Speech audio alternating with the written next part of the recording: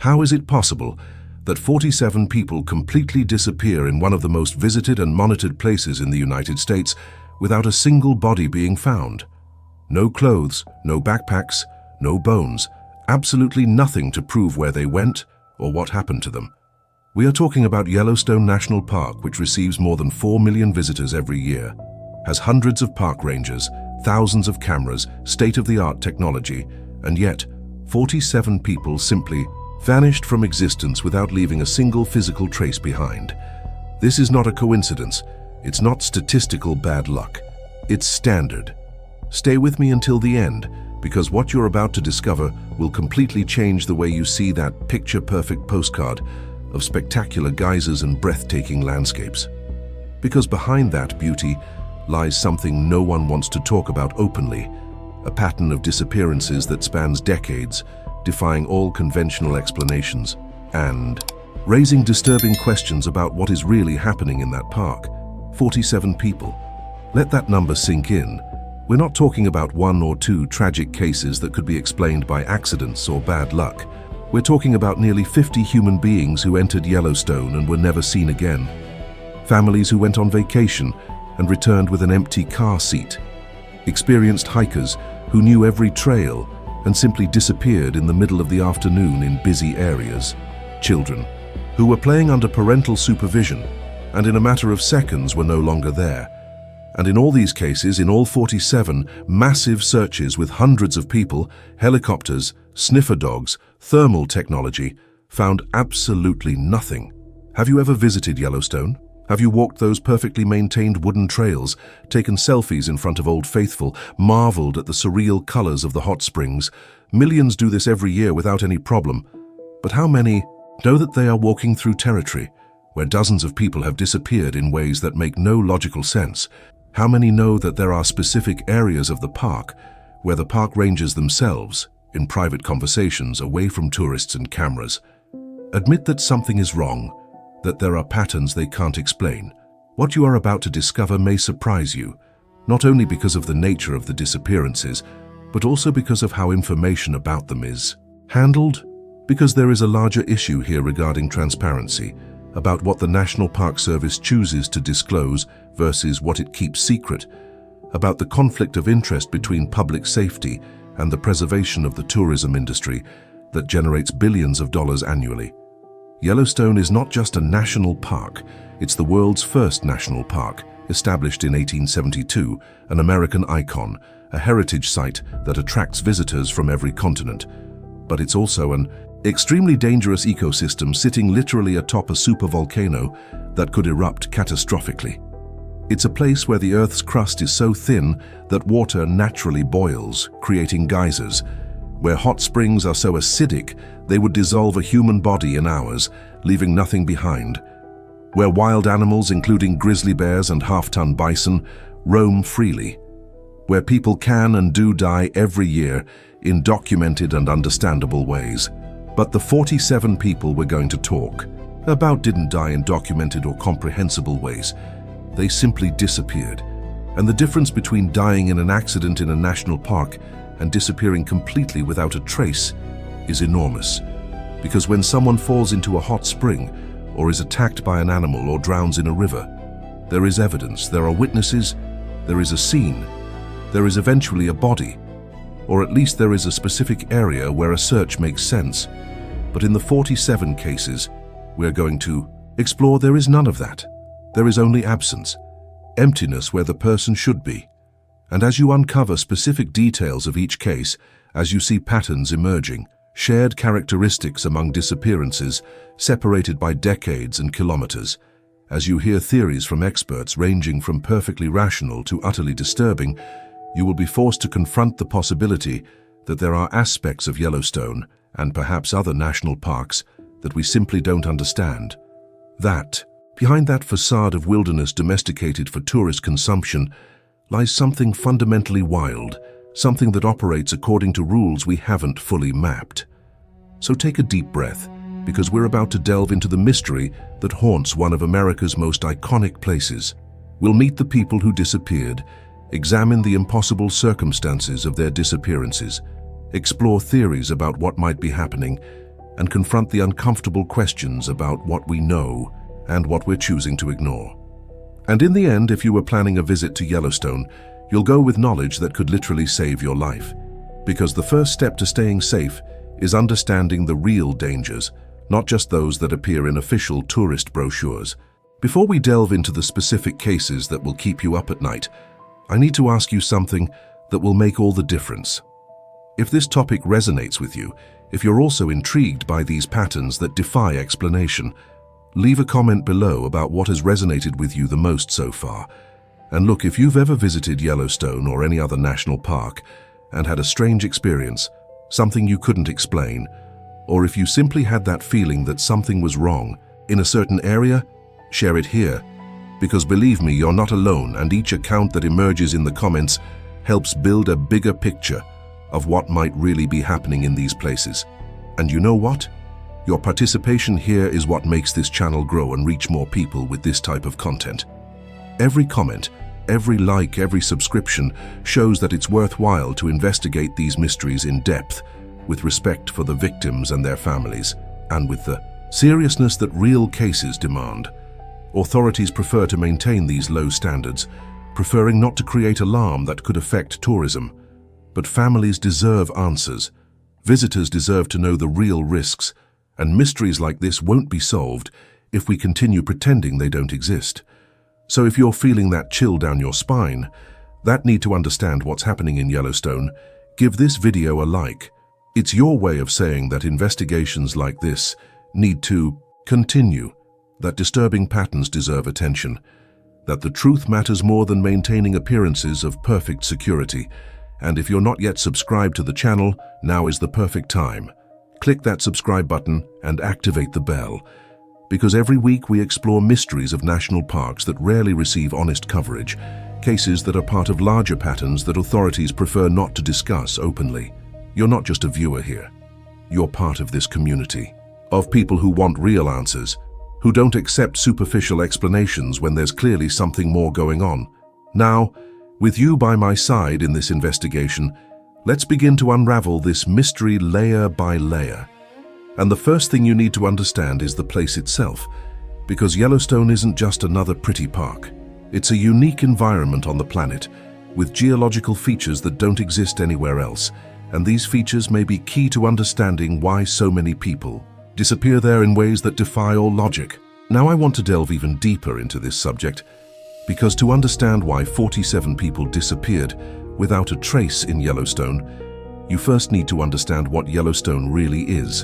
And I'm not talking about the version that appears in tourist brochures with happy families taking pictures in front of colorful geysers.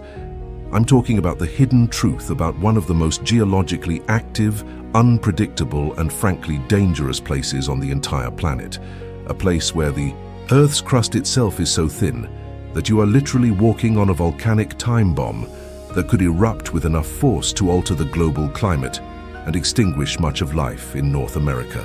Yellowstone was established in 1872 as the world's first national park, a revolutionary concept at the time that certain places were so extraordinary that they should be preserved forever instead of commercially exploited. It covers nearly 9,000 square kilometers across Wyoming, Montana, and Idaho, an area larger than the states of Delaware and Rhode Island combined. Within these 9,000 square kilometers lies a concentration of geothermal features unparalleled anywhere else on Earth. More than half of all the world's geysers are in Yellowstone. There are over 10,000 hot springs, fumaroles, boiling mud pools, and other manifestations of intense volcanic activity that occur literally beneath the feet of millions of tourists who visit annually. The transformation from beautiful landscape to understanding of real danger begins when you understand what is causing all those spectacular features. Yellowstone is not just a park, it's a massive volcanic caldera, the remnant of the last supervolcanic eruption that occurred 640,000 years ago. The magma chamber beneath the park is approximately 55 kilometers long by 35 kilometers wide and between 8 and 15 kilometers deep. To put that into perspective, it is one of the largest known active magma chambers on the planet. And when I say active, it's no exaggeration. The caldera rises and falls several centimeters per year as the magma moves, small earthquakes occur constantly, and the earth literally breathes beneath Yellowstone in measurable ways. The impact of this geological activity on park safety is profound and often underestimated by casual visitors who only see the superficial beauty. Those hot springs with incredible colors, turquoise blue, emerald green, bright orange, vibrant yellow, are beautiful. But they are also pools of boiling water, often at temperatures above 90 degrees Celsius, some reaching full boiling point. And it's not just the temperature that makes them deadly. Many have an extremely acidic pH, between 1 and 2 on the scale, comparable to battery acid. If a human body falls into one of these springs, especially the hottest and most acidic ones, it can be completely dissolved in a matter of hours, leaving absolutely nothing to be recovered. There are documented cases of this happening. In 2016, a 23-year-old man stepped off the designated walkway to get a better view of a hot spring. The seemingly solid ground gave way, and he fell directly into the boiling, acidic water. Rescue teams arrived quickly, but could only recover a few personal belongings from the edge of the spring. His body was completely dissolved overnight. The next day, when they returned to attempt recovery, there was nothing left but colored water. This is just one of at least 22 confirmed deaths related to geothermal features in Yellowstone, since records began to be systematically kept. But hot springs are just one of the dangers. The casual visitor's mindset is typically that if you stay on the designated wooden walkways, if you respect the barriers, you are completely safe, and in most cases that's true. But Yellowstone is a dynamic environment where new dangers can literally emerge overnight. New hot springs can open up in areas that were once safe. Ground that appears solid may be just a thin crust over a pocket of boiling water or acidic mud. There are geological cracks and faults that are not obvious on the surface but could collapse under human weight. Yellowstone's wildlife adds another layer of danger that many visitors treat with incomprehensible levity. The park is home to approximately 700 grizzly bears, the largest concentration of grizzly bears in the contiguous 48 states. Grizzly bears are massive predators. Adult males can weigh up to 350 kilograms, can run at speeds of up to 55 kilometers per hour in short bursts, faster than any human, and have enough strength to decapitate an adult with a single paw strike. Bear attacks in Yellowstone are rare but not non-existent. There are records of 8 bear-related fatalities since 1920 and dozens of serious injuries.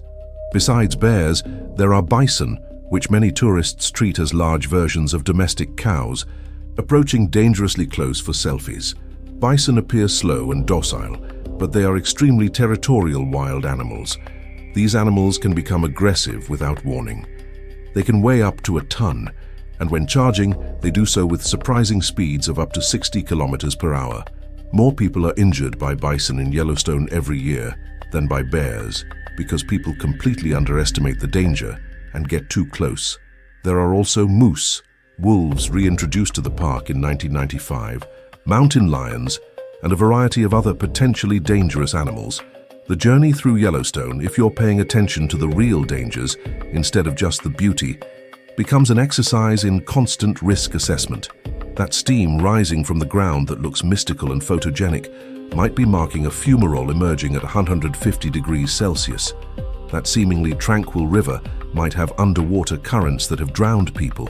Those dead trees leaning against the hillside might be marking an area of active landslides.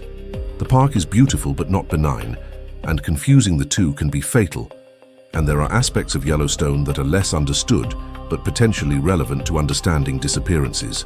Massive geothermal activity creates anomalous magnetic fields in certain areas. Studies show that compasses can malfunction in specific parts of the park, and electronic devices sometimes behave strangely. Some researchers theorize that these magnetic anomalies could affect human navigation in subtle ways, causing people to become disoriented even in familiar areas. Others suggest that unusual magnetic fields could even affect brain function or perception in ways we don't fully understand. There's also the simple fact that Yellowstone is vast in ways that photos don't capture. 9,000 square kilometers is an immense area, and while there are developed roads and trails where tourists congregate, they represent a small fraction of the park's total. territory. Vast areas are true wilderness, rarely visited, where terrain is rugged, vegetation is dense, and where someone could be just a kilometer from a popular trail, but be completely invisible and inaccessible. Searches even in these nearby areas are extremely challenging because the topography is uneven. There are deep ravines, rock formations that block views, and dense forests where visibility is only meters. The impact of all these factors combined, geothermal hazards that can completely eliminate bodies, wild animals that can kill and drag bodies to inaccessible locations, terrain that can easily conceal evidence, and possible effects of magnetic or geological anomalies that we don't understand, creates an environment where disappearances without a trace are certainly more plausible than in less extreme environments. But plausibility is not the same as statistical probability. And when you have 47 cases over decades where people have completely disappeared, without any evidence being found even with extensive searches, you have to start asking if there's more going on than just an unfortunate convergence of natural factors. Comment below. Yellowstone is not Disneyland. If you realize that there is a huge difference between a well-promoted national park and the reality of a geologically active and genuinely dangerous environment. Now I want to delve even deeper into this subject because the pattern of disappearances in Yellowstone didn't begin yesterday. It's not a modern phenomenon that we could attribute to increased visitors or recent changes in the park.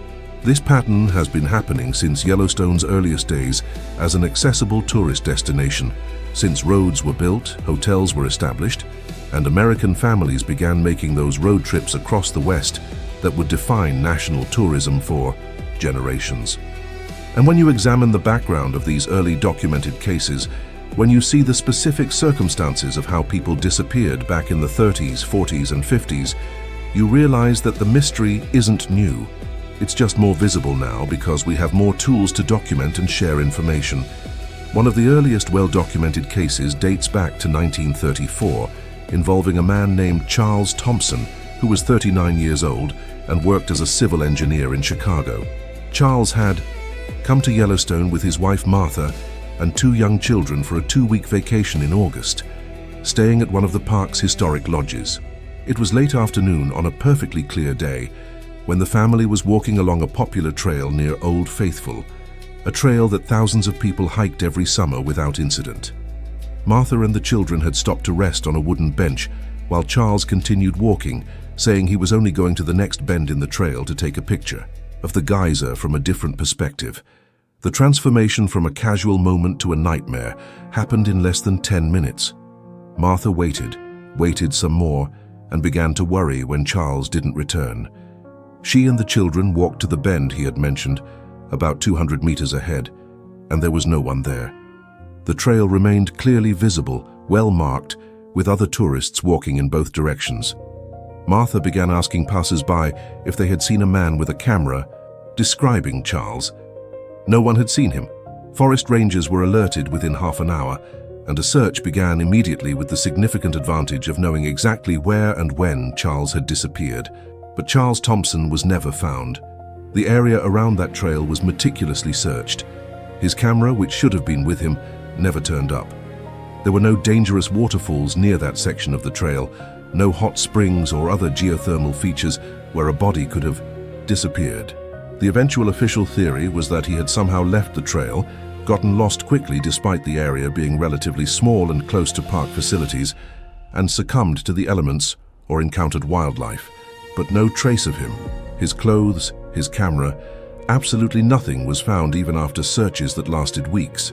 The prevailing mindset at the time was that tragic accidents happened, that wilderness was dangerous, and that perhaps Charles had simply had incomprehensible bad luck. But the case disturbed forest rangers of the time because it violated patterns they knew. People who get lost leave tracks. People who die leave bodies. People don't simply evaporate from popular trails on clear afternoons 200 meters from where family is waiting. In 1947, a similar case occurred involving a young woman named Helen Morrison, 24 years old, who worked as a secretary in Seattle and had come to Yellowstone with a group of friends, one of the first trips many single women took alone in the post-war period. The group was camping in a developed campground, a fully established area with restrooms, running water and park rangers making regular rounds.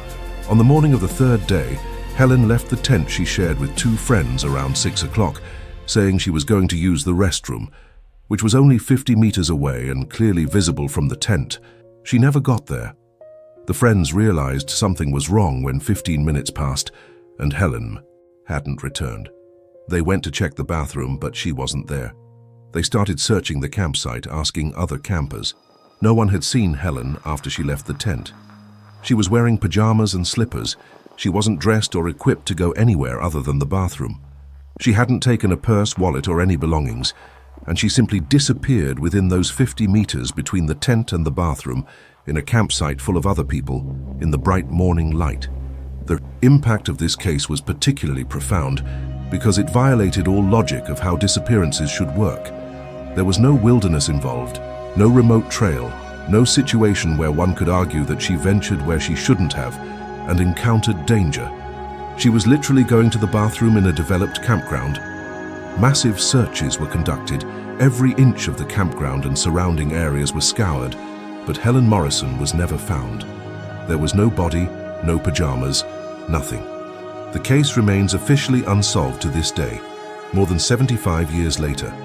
In 1952, an entire family nearly lost their 9-year-old son, Timothy Walsh, in circumstances that were simultaneously terrifying and completely inexplicable. The Walsh family was picnicking in a designated area near Yellowstone Lake, a flat, open area with excellent visibility. Timothy was playing with a ball perhaps 20 meters from where his parents and older siblings were preparing food. His father, Patrick Walsh, looked down for literally 10 seconds to open the cooler, and when he looked up, Timothy was no longer there. The ball was on the ground where he had been playing, but the boy had vanished. The next 5 days' journey was an absolute nightmare for the Walsh family. A massive search was immediately mobilized, with dozens of forest rangers and volunteers scouring the area, expanding in circles from the point where Timothy was last seen. On the 5th day, when hope was almost lost, Timothy was found by a hunter in a dense forest area, approximately 8 kilometers from the picnic site. The boy was alive but severely dehydrated, disoriented, and unable to coherently explain where he had been or how he had traveled that distance. What Timothy eventually managed to communicate, in fragments that a child psychologist helped extract, was a story that made no logical sense. He said he had seen a friendly man who beckoned him to follow, that he had followed this man through the forest, that the man seemed to know paths Timothy couldn't see, and that at some point Timothy had become alone and frightened, but couldn't find his way back. Timothy's description of the friendly man was vague, changed depending on when he was asked, and never led to the identification of a real person. The prevailing theory was that Timothy had fabricated the man's presence to explain to himself why he had wandered off, or that he had seen another hiker who inadvertently lured him away, but was an innocent person who never knew the impact of his actions. But what troubled investigators was the distance. 8 kilometers through dense forest, crossing difficult terrain, in 5 days for a 9-year-old child, without adequate food or water, without equipment, wearing only shorts and a t-shirt. It was possible. Certainly children are capable of covering surprising distances when panicked or confused, but the path Timothy would have had to follow to end up where he was found seemed bizarre, avoiding several trails and roads where he could have been seen or heard during the days of intensive searching. These 3 cases from the 1930s, 1940s, and 1950s establish a chronology showing that the pattern of strange disappearances in Yellowstone is not recent, and these are just 3 among many more from the early decades. There is the case from 1961, where an elderly couple disappeared while driving along the park's main road. Their car was found days later in a pull-out with the keys in the ignition, wallets and a camera inside, but no sign of the couple even after extensive searches. There is the case from 1958, where an experienced park ranger, someone who knew Yellowstone better than almost anyone, disappeared during a routine patrol and was never found despite being precisely the type of person who should have known how to avoid all the known dangers of the park. Write this down. The pattern is old. If you perceive that decades of similar cases suggest something systematic rather than a series of tragic but disconnected coincidences. Now I want to delve even deeper into this subject, because among the 47 unsolved disappearances in Yellowstone, there are some cases that stand out for how they absolutely defy all logic. Cases that haunt investigators decades later. Cases where every detail seems impossible, but is meticulously documented. And when you meet the real people behind these cases, when you see photos of them smiling before they disappeared, when you understand the devastating impact their disappearances had on families who never got answers, the mystery ceases to be abstract and becomes profoundly human and profoundly disturbing. Let's start with the case of Sarah Chen, who was only 5 years old when she disappeared in July 2003. Sarah was the daughter of James and Lynn Chen, a couple of engineers who lived in San Francisco and had planned that trip to Yellowstone for months as a way to introduce Sarah and her older brother Kevin, 8 years old, to the beauty of the national parks. They were hiking the Grand Prismatic Spring Trail, one of the park's most popular and busiest attractions, with elevated wooden walkways that wind above the colorful hot springs. It was mid-afternoon. There were literally dozens of other people on the same trail. Visibility was perfect, and Sarah was wearing a bright pink dress that her mother had specifically chosen so that she would be easily visible. The transformation from a peaceful family outing to a nightmare happened in a matter of seconds that the Chen family would recount thousands of times, always searching for some detail they might have missed, something to explain the impossible. Lynn was taking a picture of Kevin posing near the safety railing. James was right behind him adjusting his backpack, and Sarah was literally between the two, less than 2 meters from each of them. Lynn pressed the camera button, the flash went off, and when she lowered the camera seconds later to check the photo, Sarah was no longer there. She wasn't. Next to Kevin, she wasn't near James. She wasn't anywhere visible on the walkway. The impact of that moment of realization was so intense that Lynn dropped the camera, which fell and shattered on the wooden walkway floor. She and James immediately began shouting Sarah's name, running in opposite directions on the walkway, stopping all the tourists around them, frantically asking if anyone had seen the little girl in the pink dress. No one had. On a crowded trail, with clear visibility in all directions with dozens of potential witnesses, a 5-year-old child wearing bright pink clothing had vanished without a single person seeing where she went. Forest rangers arrived within minutes. The trail was immediately closed and every person present was questioned. Cameras from various witnesses were checked, searching for Sarah in background photos. The entire area around the Grand Prismatic was cordoned off and an intensive search began. But there was a terrifying complication. That specific area is surrounded by extremely hot and acidic hot springs.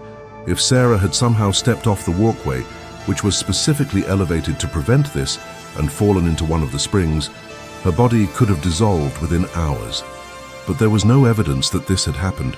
No screams that anyone would have heard. No disturbance in the fragile crust around the springs that would indicate that someone had fallen through. Sarah Chen was never found. The family's mindset in the years since her disappearance has oscillated between agonizing hope that she is alive somewhere, perhaps the victim of a kidnapping no one witnessed, and the despair of accepting that she is likely dead, but they will never know how or where. The case remains technically open, but without any new leads in over 20 years. The last photo of Sarah, taken by Lynn moments before her disappearance, shows Kevin smiling with Sarah partially visible in the corner of the frame, her bright pink dress captured by the flash. It's an image Lynn says she can't look at without collapsing emotionally. Now contrast this with a completely different but equally inexplicable case. Robert "Rob" Martinez, who was 54 years old when he disappeared in September 2009. Rob was no casual tourist.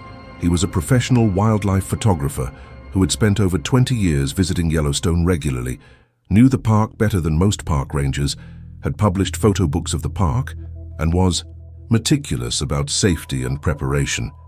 He had entered the park alone for a 5-day photographic expedition, something he had done dozens of times before, with full camping equipment, food, water, GPS device, satellite radio, and a detailed route plan that he had left with park authorities.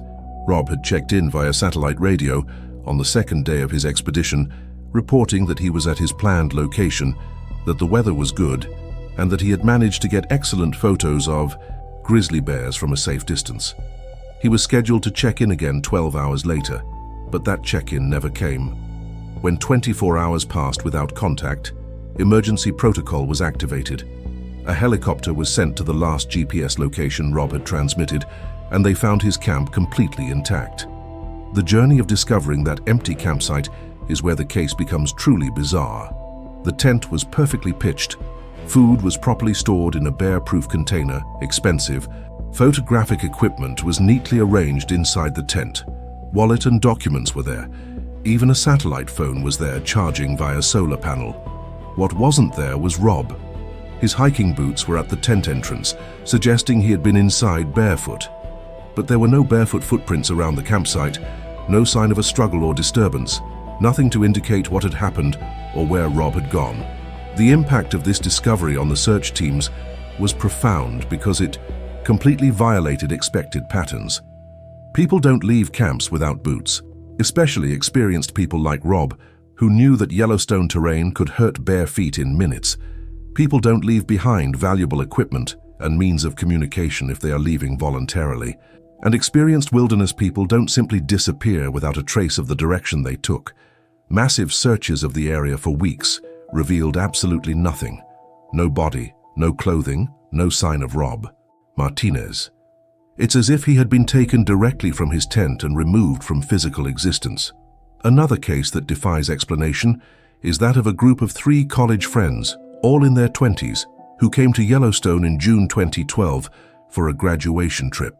Jake Morrison, Emily Rodriguez, and Chris Bennett were close friends from UCLA who had planned that trip for months. On the 3rd day, they were hiking together on a moderately popular trail, talking, laughing, and taking pictures of each other. According to Emily and Chris, who survived to tell the tale, Jake was walking between the two, Emily a few meters ahead and Chris a few meters behind. At one point, Emily turned to comment to Jake about the view, and he wasn't there. She assumed he had stopped to take a picture and continued walking. About a minute later, Chris caught up with Emily and asked where Jake was. That's when they realized neither of them knew when they had last seen Jake. They ran back along the trail, shouting his name, but there was no sign of him. The trail was relatively straight in that section, without many curves or dense vegetation on the sides to obscure their view. Jake had simply disappeared from their path without either of them realizing the exact moment. Emily and Chris's mindset in the years since the incident is one of devastating guilt. They endlessly replay those moments, wondering how they could both have missed the exact moment their friend disappeared. Therapists assured them it wasn't their fault, that human attention naturally fluctuates, but intellectual knowledge doesn't alleviate the emotional weight.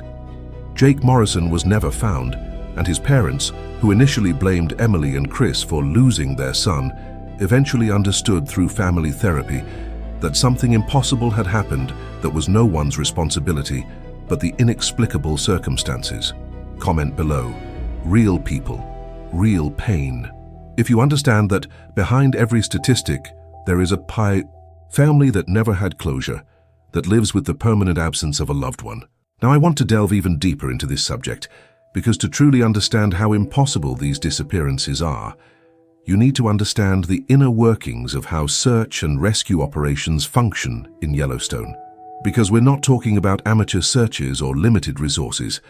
We're talking about one of the best funded, equipped and trained search and rescue operations of any national park in the United States, with rigorous protocols developed over decades, cutting-edge technology, and people who have dedicated entire careers to finding missing individuals. And yet, in case after case, these highly professional teams find absolutely nothing. No body, no evidence, no sign that the missing person even passed through the area where they should be. Yellowstone maintains a permanent search and rescue team comprised of specially trained park rangers, many with certifications in wilderness rescue techniques, advanced first aid, and large-scale emergency operations coordination. When a disappearance is reported, there is an established protocol that is activated immediately. Within minutes, an initial response team is dispatched to the person's last known location. Within hours, if the person is not found quickly, The operation expands dramatically to include resources from multiple agencies, trained volunteers from regional search and rescue organizations, and in cases involving children or particularly urgent situations, federal resources including helicopters and aircraft from the National Guard.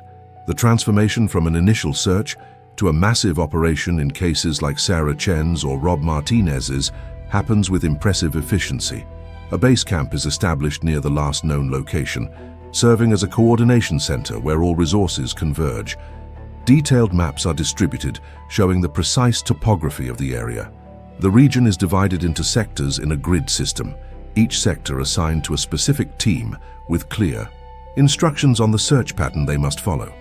Teams receive radios, GPS coordinates, and briefings on specific characteristics of the person they are looking for and the terrain they will cover.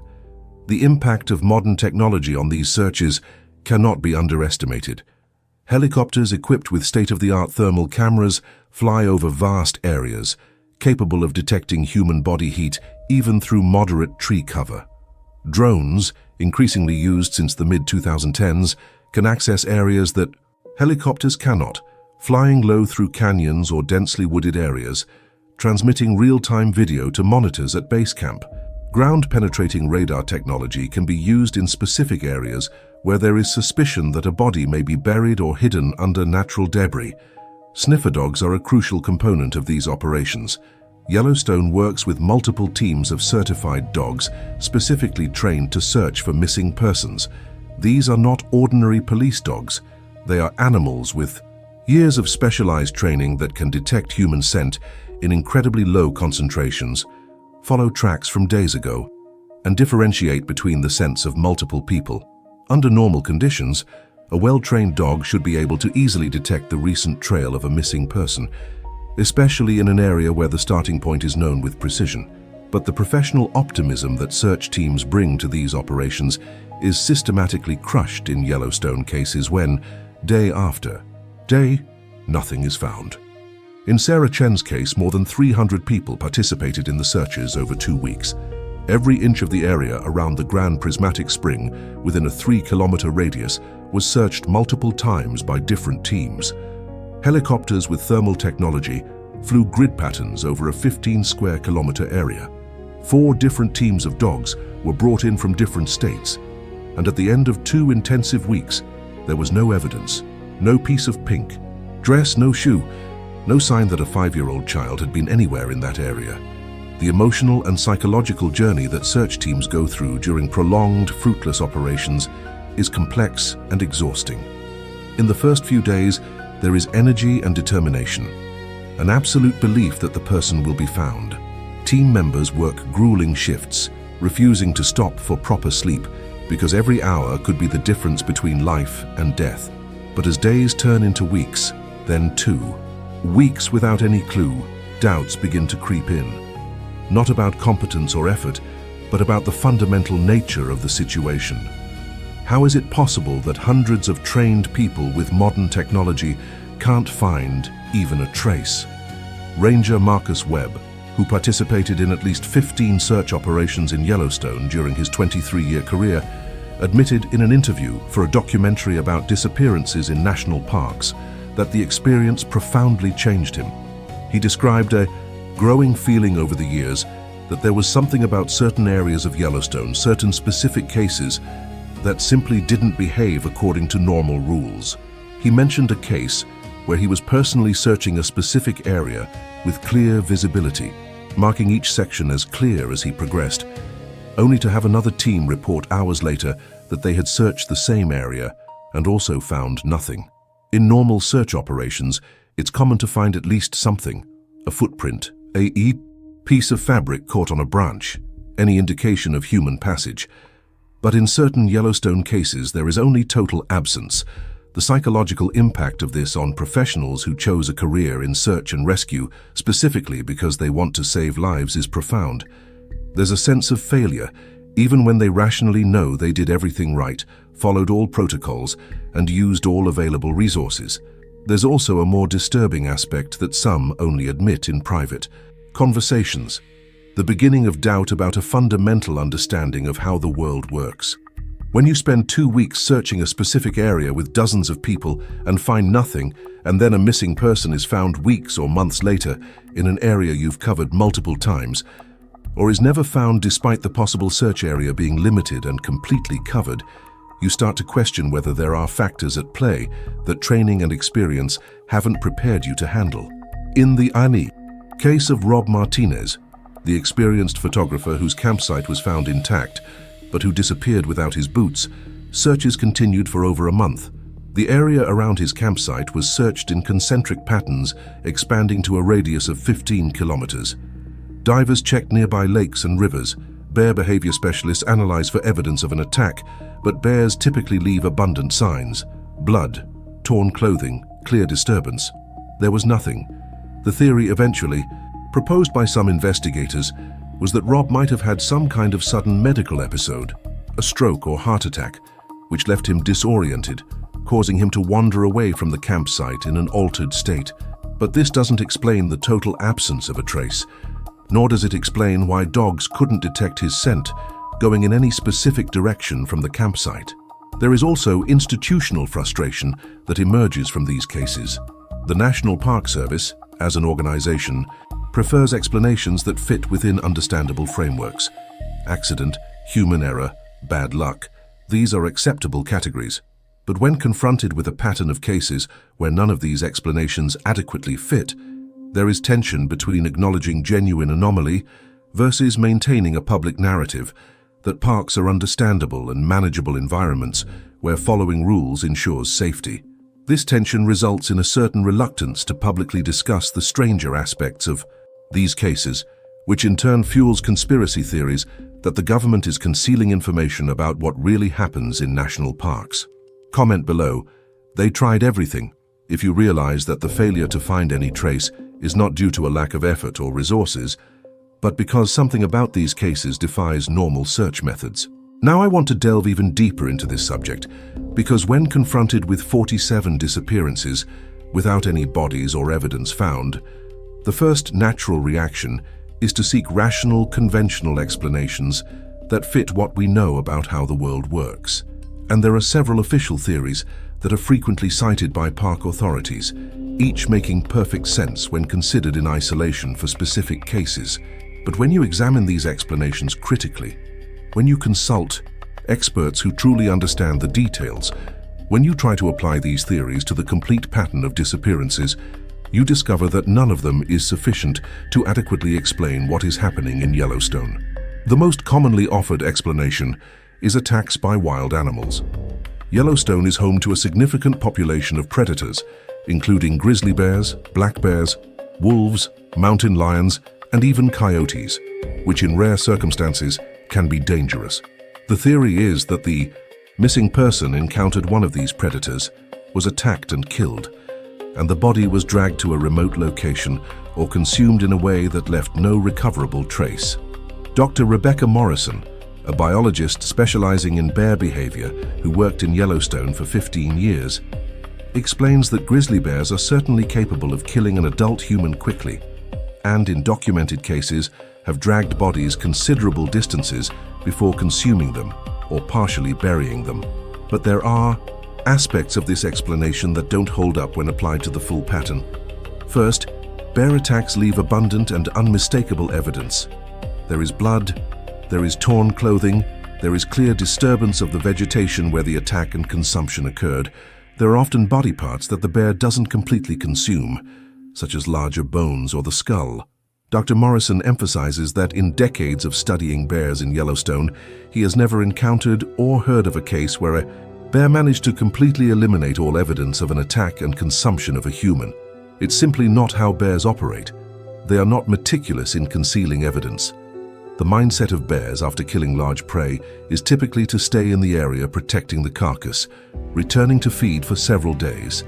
This means that searchers would usually find the location through the bear's presence, the scent of a carcass, or the activity of scavengers like crows and coyotes that are attracted.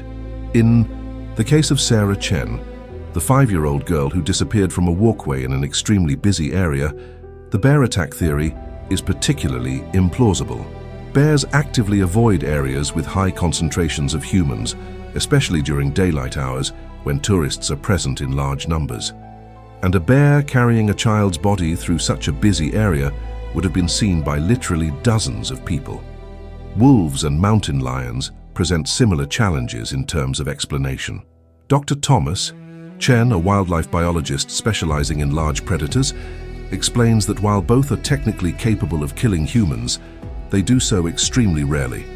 There are fewer than 20 documented fatal mountain lion attacks across North America in the last century, and 0 confirmed fatal wolf attacks in Yellowstone since its reintroduction in 1995.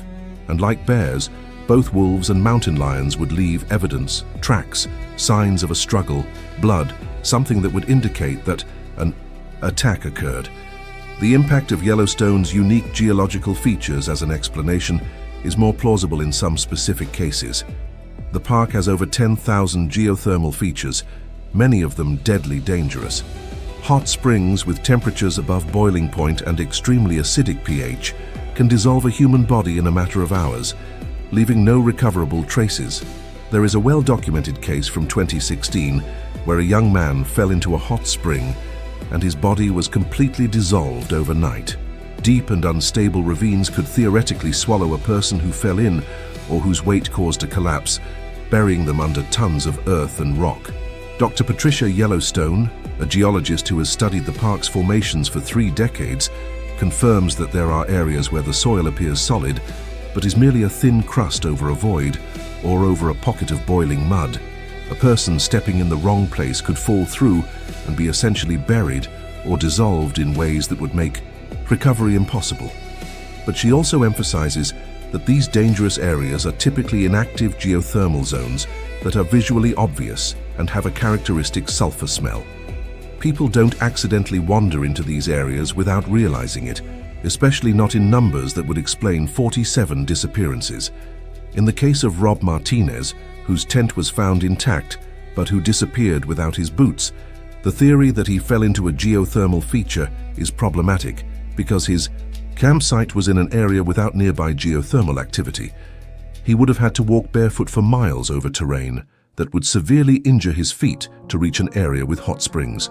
And even assuming he did so for an unknown reason, it doesn't explain why there are no traces of blood from injured feet, or why dogs didn't detect his scent going in a specific direction.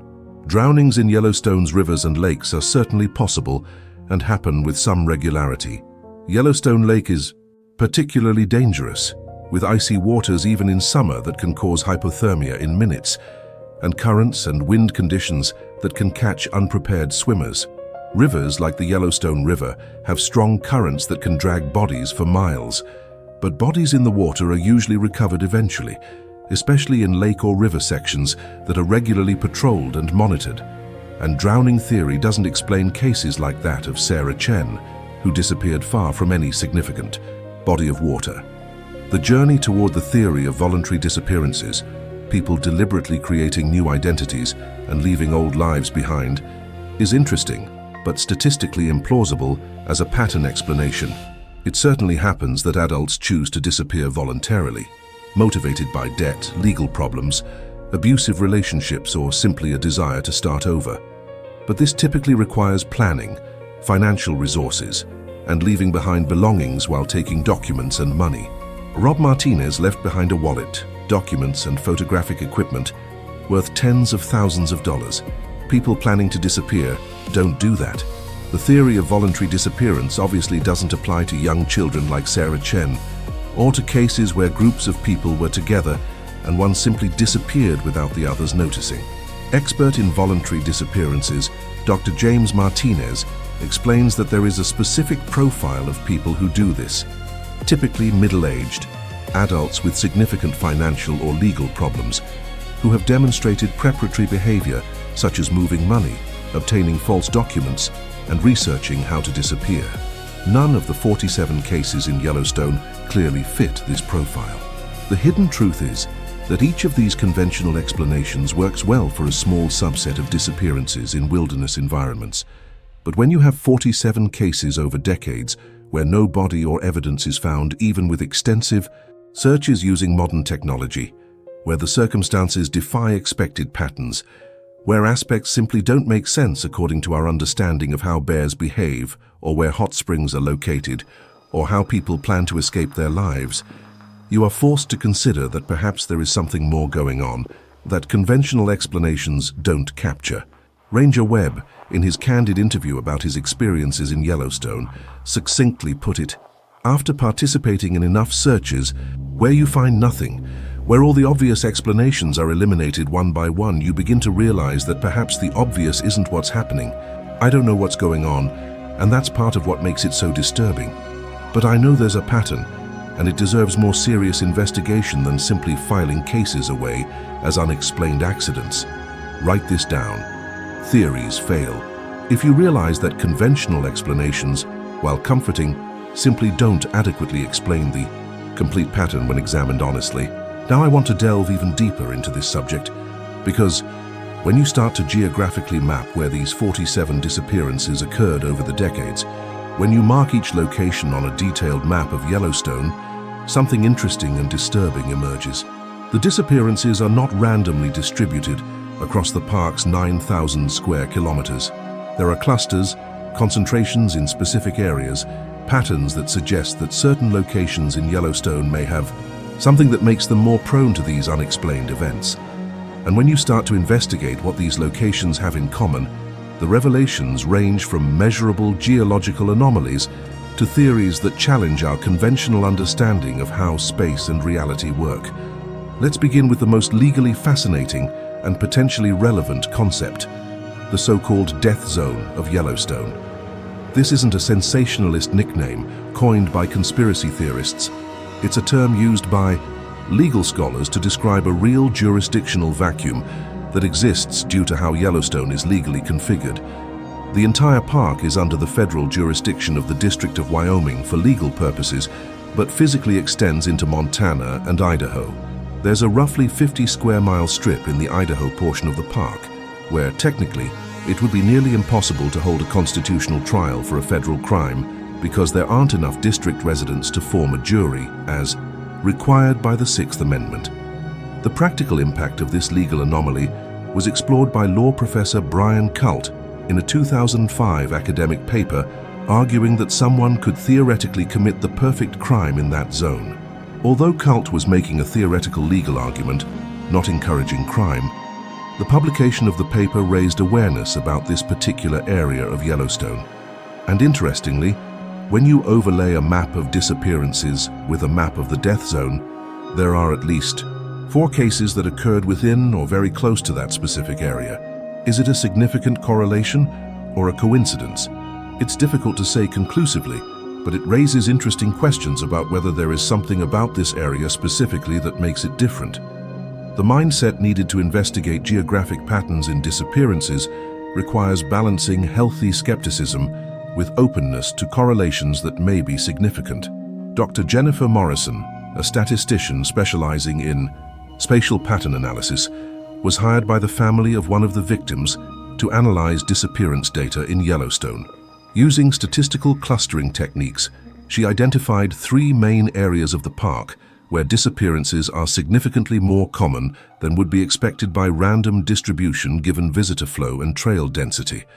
The first cluster area is around the Lamar River Basin in the northeastern corner of the park. This is a relatively remote area, less visited than major. Attractions like Old Faithful, but popular with wildlife watchers because it's where reintroduced wolves are frequently sighted. At least 8 of the 47 disappearances occurred within a 10-kilometer radius of the Lamar Valley. Geologically, this area has interesting features. It's a valley formed by ancient glacial activity with specific basalt and andesite rock formations, and there are several smaller, less visited hot springs hidden inside ravines. The second area of concentration is around Yellowstone Lake, specifically the less developed and less accessible east and southeast shores of the lake. Approximately 12 disappearances have occurred in this area. Yellowstone Lake is geologically fascinating.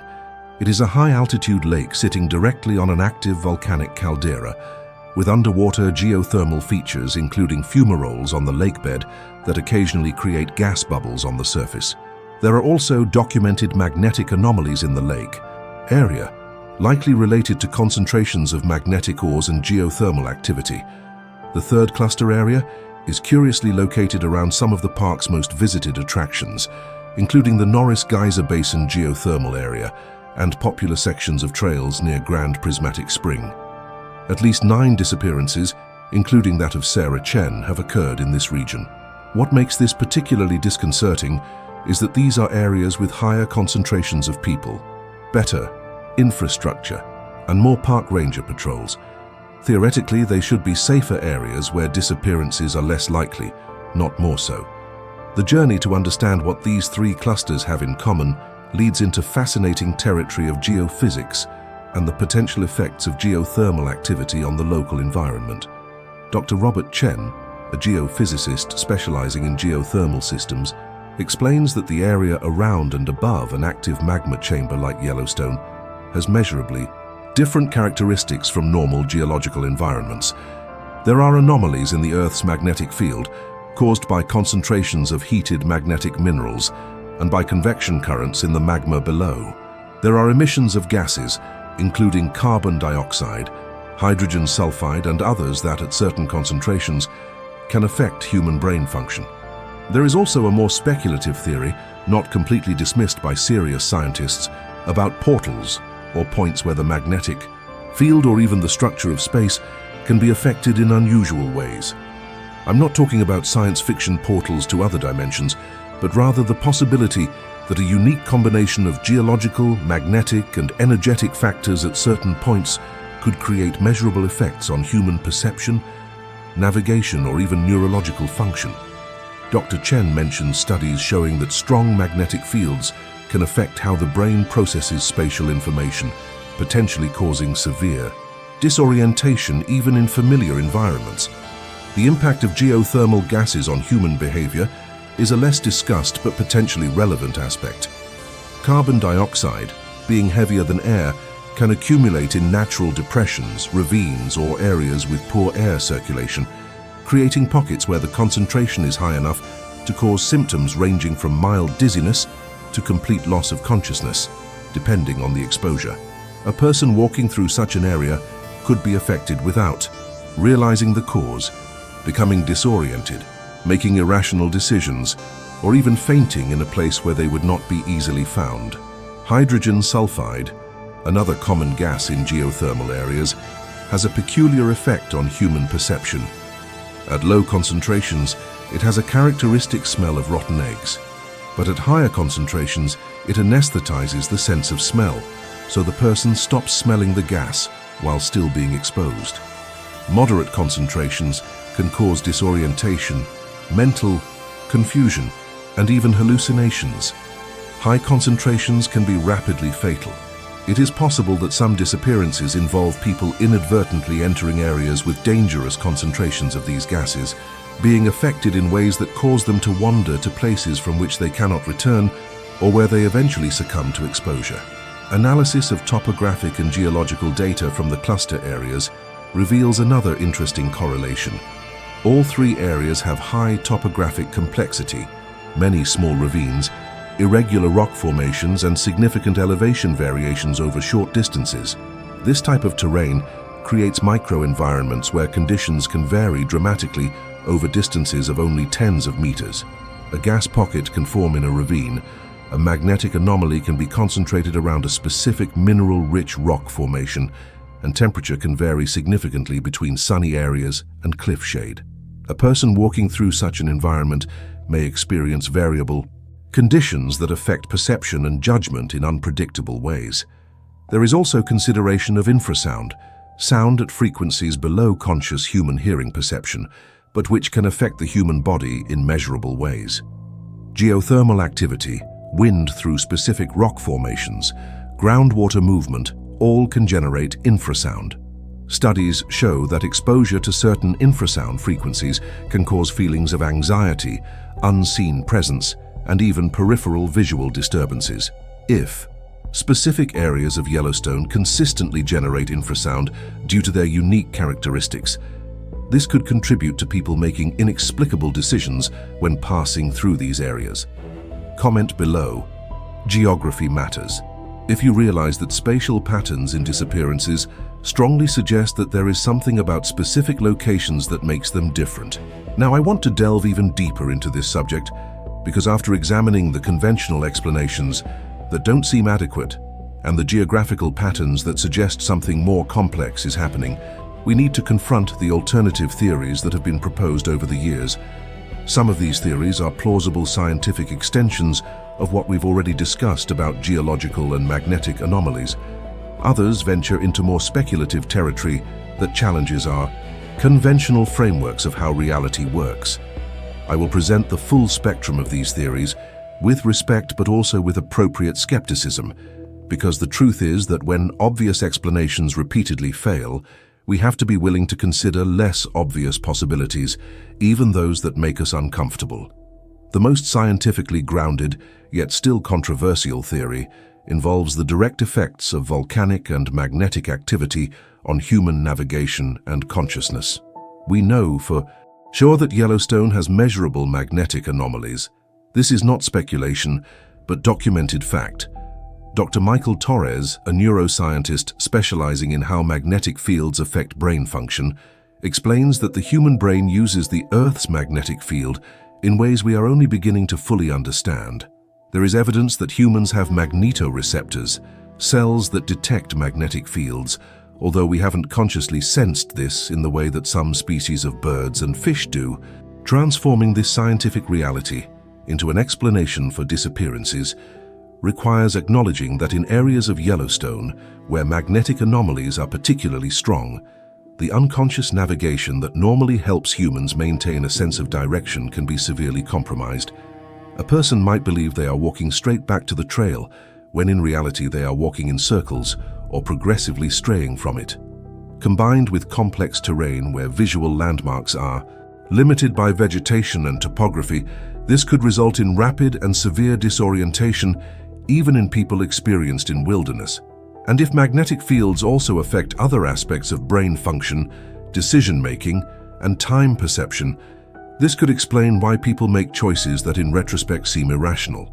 But this theory, while plausible in explaining why someone gets lost, still doesn't fully explain why bodies and evidence aren't found, even with extensive searches.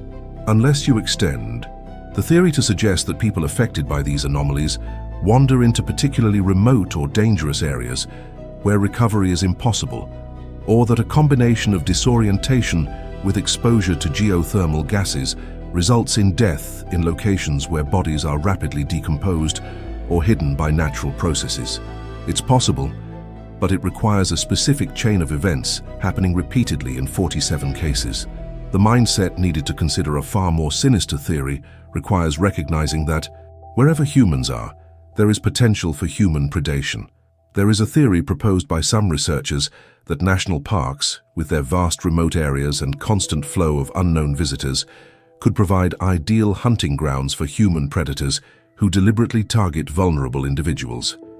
A person or persons operating in Yellowstone for decades, knowing the park well, knowing which areas are less patrolled, could theoretically abduct and kill visitors in ways that leave little evidence.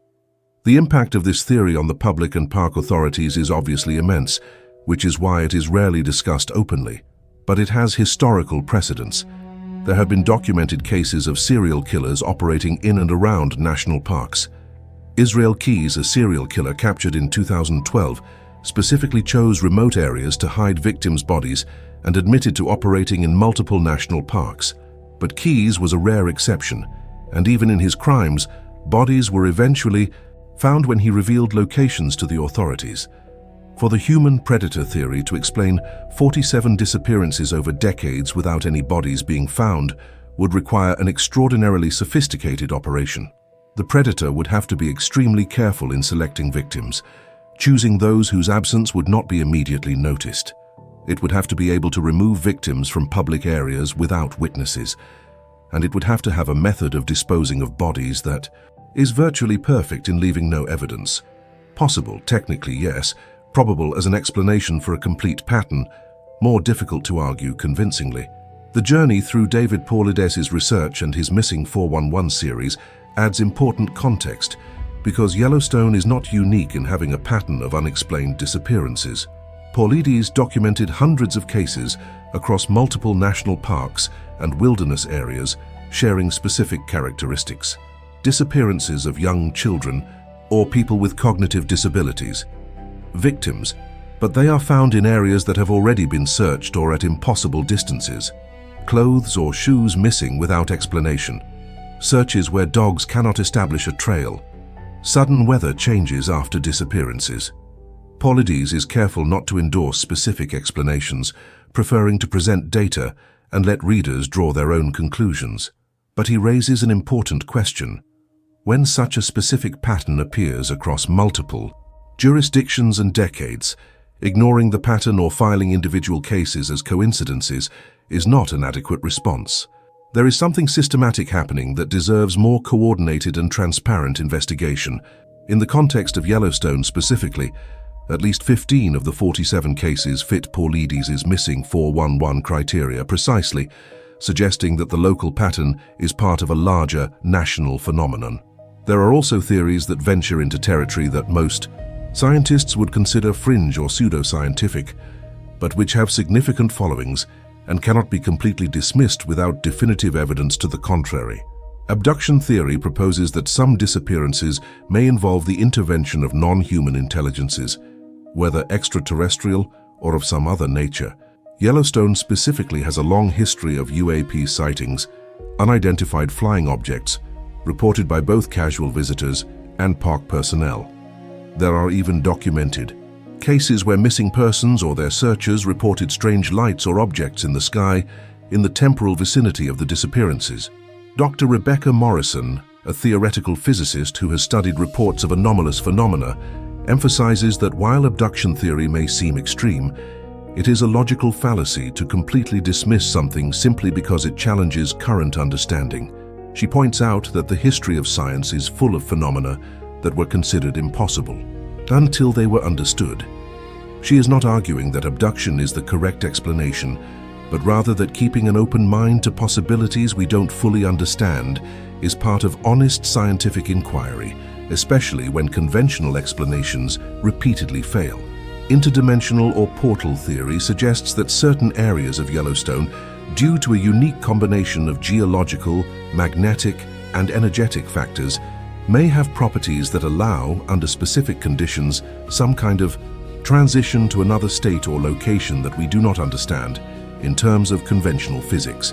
This sounds like science fiction, and perhaps it is, but it is interesting to note that some theoretical physicists working in areas such as string theory and multiverses do not completely rule out the possibility that there could be aspects of reality that are not accessible to normal perception or measurement, but that, under specific conditions, could interact with the reality we know. The impact of presenting these theories is that I risk losing credibility with those who prefer strictly materialistic and conventional explanations. But intellectual honesty requires recognizing that when you have 47 cases over decades that defy explanation through conventional frameworks, when experts in multiple fields admit perplexity, when patterns suggest something systematic but incomprehensible is happening, limiting discussion only to theories that fit comfortably within current. Understanding is not science, it's dogma. So which of these theories is correct? The honest truth is that there is probably no single answer. Different cases among the 47 likely have different explanations. Some may genuinely be accidents involving geothermal features or wildlife, where evidence was destroyed or not found due to specific circumstances. Some may involve the effects of magnetic anomalies and resulting disorientation. Some may, disturbingly, involve human predation. And some may involve phenomena that we simply don't yet adequately understand with the scientific tools available. Admitting that we don't know for sure is not weakness, it's the beginning of honest investigation. Write this down. I keep an open mind. If you understand that when faced with genuine mysteries, dismissing theories simply because they are uncomfortable is not a scientific or intellectually honest approach. Now I want to delve even deeper into this subject because there's an additional layer to this mystery that goes beyond the disappearances themselves and enters the territory of transparency, access to information, and questions about what the National Park Service chooses to disclose versus what it keeps secret.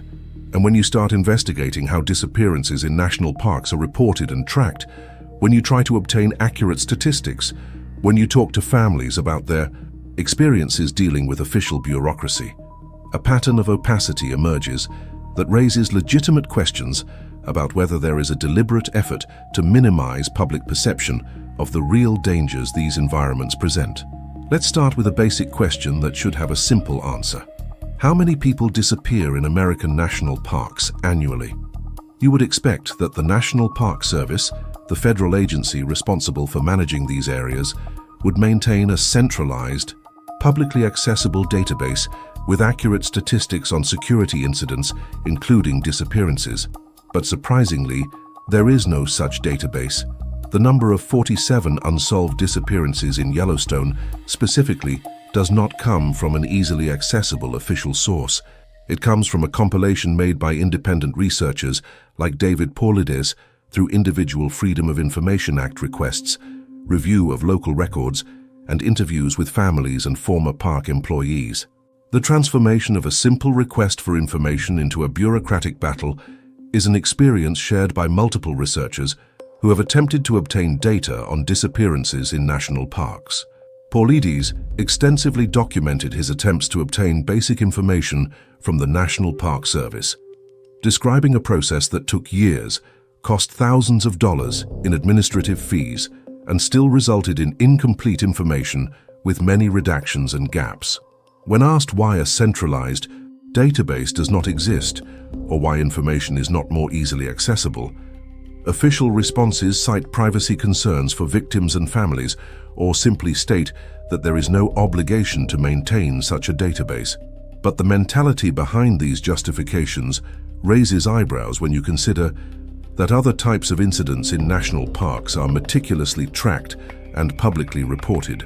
Animal attacks, for example, are documented in detail, with publicly available reports describing the circumstances, species involved, and outcome. Climbing accidents, drownings, cliff falls, all have relatively accessible statistics. Why are disappearances specifically treated with so much less transparency? One disturbing possibility is that there is institutional recognition that a pattern of unexplained disappearances, if widely known and understood by the public, could significantly affect tourism. The economic impact of tourism in national parks is massive. Yellowstone alone generates an estimated hundreds of millions of dollars in economic activity annually through entrance fees, hotels, restaurants, souvenir sales, and jobs for thousands of people in surrounding communities. There is a clear incentive, though rarely openly admitted, to present parks as safe and manageable, to emphasize beauty and adventure while minimizing the perception of danger. This does not necessarily suggest a malicious conspiracy to conceal information, but rather a natural institutional tendency to frame narratives in ways that favor the institution's interests. Families of missing persons frequently report frustrating experiences with park bureaucracy that seems to prioritize public relations over thorough investigation. Lin Chen, mother of Sarah, who disappeared from the Grand Prismatic at age 5, described in interviews how she felt searches were prematurely scaled back, that after the first 2 intensive weeks, resources were significantly reduced despite no evidence of Sarah being found. She rationally understands that resources are limited and cannot be dedicated indefinitely to a case, but emotionally feels her daughter was abandoned, that the decision to scale back searches was as much about reluctance to continue a highly visible operation that drew attention to an unsolved disappearance, as it was about a realistic assessment of the probabilities of success. James Chen, Sarah's father, has been on a journey to gain access to all official records concerning his daughter's disappearance. He filed formal requests, hired a lawyer, and spent years navigating bureaucracy. Much was eventually provided, but he points to significant redactions in reports, references to documents that exist but have not been provided, and a general feeling that complete information about the investigation is not accessible to him as the victim's father. When he questioned this, he was told that certain information could not be released due to an ongoing investigation. But there, had been no active investigation for years. In the case of Rob Martinez, the professional photographer who disappeared leaving his campsite intact, his sister Patricia Martinez also reported frustrating experiences. She mentions that park rangers were initially extremely communicative and seemed genuinely committed. But as weeks passed without progress, communication dwindled. She felt she was being gently discouraged from continuing to press for information or from speaking publicly about peculiarities of her brother's case. When she expressed interest in hiring private search teams to continue searching after official searches ended, she was informed that special permission would be required and that there were concerns about interfering with protected wilderness, a bureaucratic barrier she felt was more about discouraging her from keeping an eye on the case than about legitimate environmental concerns. There is also the question of how cases are officially classified. Many disappearances in national parks are eventually filed under categories such as presumed accident or lost, presumed dead, even when no evidence of an accident has been found and no body has been recovered. This classification has the practical effect of ending active investigations and also changes how cases are statistically reported. Instead of appearing as an unsolved disappearance or ongoing mystery, it appears as an unfortunate but understandable accident, maintaining the narrative that parks are environments where dangers are known and manageable. To present journalistic balance, it is important to include the perspective of the National Park Service. When contacted for statements regarding patterns of disappearances and transparency issues, spokespeople typically emphasize that visitor safety is a top priority, that significant resources are dedicated to search and rescue operations, and that challenges to sharing detailed information include respecting the privacy of families and avoiding speculation that could interfere with potential future investigations. They point to extensive educational programs on wilderness safety, clear signage about hazards, and statistics showing that the vast majority of the millions of visitors annually have completely safe experiences. And that's true and important. Yellowstone is not a death trap waiting for unsuspecting tourists. It's a magnificently managed place where millions visit safely every year, but the existence of largely safe experiences doesn't invalidate legitimate concerns about cases where something inexplicable happened, or about patterns that suggest risks that aren't fully understood or communicated. And the family privacy argument, while valid, doesn't fully explain why aggregated and anonymized statistics on disappearances aren't more readily accessible. There is a growing movement among families of victims and transparency advocates for legislation that would require the National Park Service to maintain and make public a centralized database of disappearances and other serious security incidents in national parks. A bill was proposed in 2018, but has not made significant progress. Proponents argue that better public information would allow both researchers and visitors to understand real risks, identify patterns that could inform security protocols, and hold agencies accountable for how they respond to incidents. Opponents, including some within the Park Service itself, argue that it could create an exaggerated perception of danger and overwhelm the system with information requests.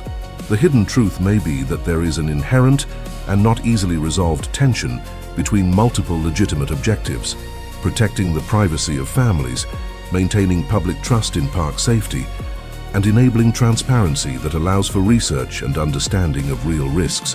But when the current balance seems to lean so heavily toward opacity that even dedicated researchers and families of victims face enormous difficulties in obtaining basic information, there is a strong argument that the balance needs to shift toward greater transparency. Comment below. Transparency saves lives. If you believe that honest information about real risks, even when uncomfortable, is more valuable than comforting but incomplete narratives. Now I want to delve even deeper into this subject, because after going through this entire investigative journey, through 47 unsolved disappearances, after examining theories ranging from the perfectly rational to the deeply speculative, after confronting questions about transparency and what we really know versus what we only assume, we've reached the point where we need to synthesize what all this means.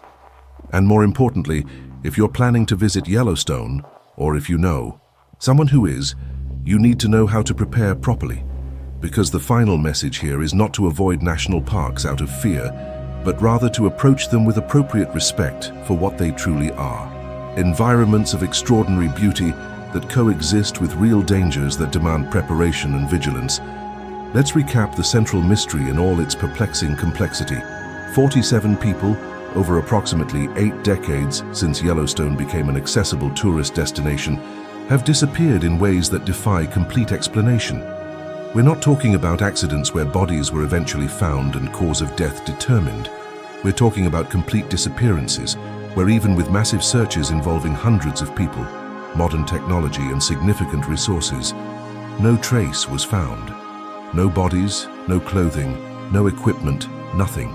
And the circumstances of these disappearances often include elements that simply don't make sense according to our understanding of how people get lost or die in wilderness environments. The transformation of intellectual mystery into practical reality happens when you recognize that this isn't just about past cases, but about a potentially continuing pattern.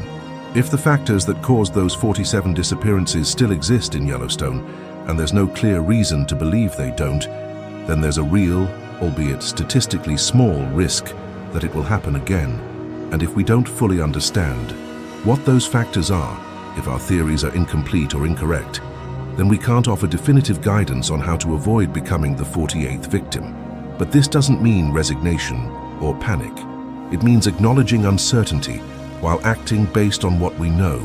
And what we know, both from specific cases and from decades of experience in wilderness safety, provides a solid foundation for safety protocols that dramatically reduce risk, even if they don't eliminate it completely. The necessary mindset is similar to the one we apply when driving cars. We recognize that accidents happen, that there are risks we don't completely control, but we wear seatbelts, follow traffic rules, stay alert, and through these precautions, we reduce risk to acceptable levels. Let's start with the most basic but often overlooked rule. Never visit remote areas of Yellowstone alone. Many of the 47 cases involved people who were alone when they disappeared or who became separated from groups. Rob Martinez, the experienced photographer, was alone on a multi-day expedition. Having at least one other person with you means that if something happens, there's someone who knows immediately, who can call for help, dramatically reducing the time it takes for a search to begin. And statistically, disappearances of entire groups are extraordinarily rare compared to individuals. The impact of modern technology offers additional layers of security that didn't exist for victims of previous decades. Personal GPS devices or phone apps that allow real-time location sharing with family or friends are a small investment that can save lives. Even in areas of Yellowstone without cell phone coverage, there are satellite devices like inReach or Spot that allow you to send messages and GPS coordinates from virtually anywhere. Set up regular scheduled check-ins, and if a check-in doesn't happen at the expected time, people at home immediately know something might be wrong. And the last known: location. Redundant communication equipment is crucial. If you have a cell phone, also have a radio or satellite device as a backup. Batteries die, equipment fails, having multiple ways to call for help increases the chances of success. Whistles are cheap and effective. 3 short bursts are a universal distress signal. Signaling mirrors can be seen for miles by search helicopters. Signaling campfires using green vegetation to create white smoke during the day can be detected from a distance. Proper preparation includes always informing someone you trust about your specific plans. Not just, I'm going to Yellowstone, but I'll be hiking Trail X, starting at Y o'clock, planning to return at Z o'clock, and if you don't hear from me by W o'clock, contact park rangers. Leave a copy of your itinerary, a description of what you're wearing, and emergency contact information. This transforms reactive searching into proactive searching, where teams know exactly where to begin looking. Pay attention to the signals your body and instincts are giving you. If you start to feel unusual disorientation, dizziness, or confusion about where you are, even in familiar territory, stop immediately. Don't keep walking, just a little more, hoping the feeling will pass. Sit down, drink water, eat something if you have food, and use your communication skills to inform someone that you are having trouble. These symptoms could be altitude sickness, dehydration, the onset of a medical problem, or even possible exposure to geothermal gases or the effects of magnetic anomalies. Regardless of the cause, the appropriate response is to stop and seek help, not to continue moving. There are specific areas of Yellowstone that, based on patterns of disappearances and geological features, warrant extra caution.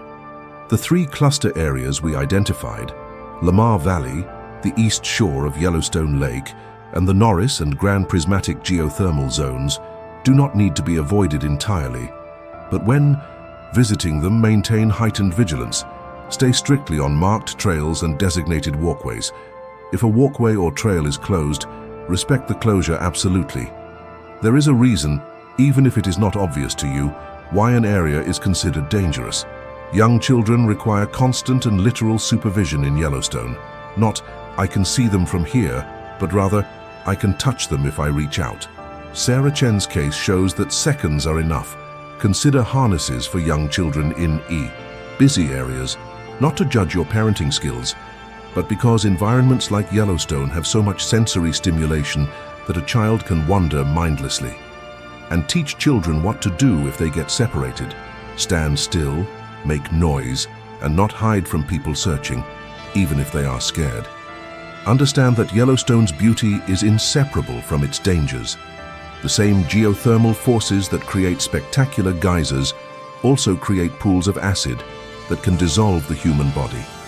The vastness that makes the park so majestic also means that 20 meters off the trail, you can be completely invisible and inaudible. The wildlife that makes the park ecologically rich includes predators capable of killing humans. Recognizing and respecting this duality does not diminish its beauty. In fact, it enhances it because it understands the park as a complete system, not a sanitized version for tourist consumption. The final and most important message is that respecting Yellowstone is not about fearing it. Millions of people visit safely every year, have transformative experiences connecting with nature, create lifelong memories, and return home without incident. You can and should visit if it's something you desire, but do so with proper preparation, with respect for the real dangers, with appropriate vigilance, and with the humility to recognize that there are aspects of this environment that we don't fully understand. A balance between appreciating beauty and maintaining safety is not only possible, it's essential for a complete national park experience. Write this down. I'm going prepared and alert if you understand that safety in wilderness isn't about fear, but about respect, preparation, and honest recognition that beauty and danger coexist in places like Yellowstone. If you've made it this far to this final moment with me, it's because you understand that mysteries like Yellowstone's aren't just about numbers and statistics. They're about real people who disappeared, families who never got answers, and patterns that defy our understanding but deserve honest and serious investigation. And that means more than you might imagine, especially if you or someone you love plans to visit not just Yellowstone, but any national park. If this type of content resonates with you, if you value investigations that go beyond superficial explanations, that explore both what we know and what we still don't understand, subscribe to the channel. Because every week we delve into mysteries of national parks that rarely receive the attention they deserve, cases that reveal unsettling patterns, and above all, practical information that can literally save lives. You are part of this community of people who don't accept comforting but incomplete narratives, who want the truth even when it's uncomfortable. Leave a comment now saying I-47 without a trace. These 3 words show that you've been on this entire journey with me, that you've reflected on the statistical impossibility of so many people disappearing completely without any evidence, and that you understand that something is happening in Yellowstone that deserves more attention and transparency. If the story of these 47 people touched you in any way, if you now see national parks with renewed respect for the mysteries they may hold, leave a like.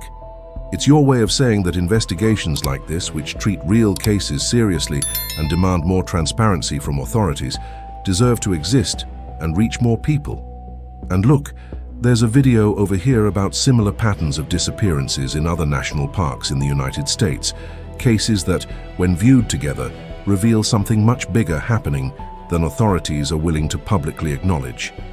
if you want to. Continue exploring these mysteries, understanding the patterns and especially learning how to protect yourself. Click and continue reading there. There's much more to discover. Thank you for being here, for investing this time, for taking both the mysteries and the practical safety lessons seriously. And if you visit Yellowstone, go prepared, go alert, go with respect for what that place truly is. We'll meet again at the next mystery that nature holds.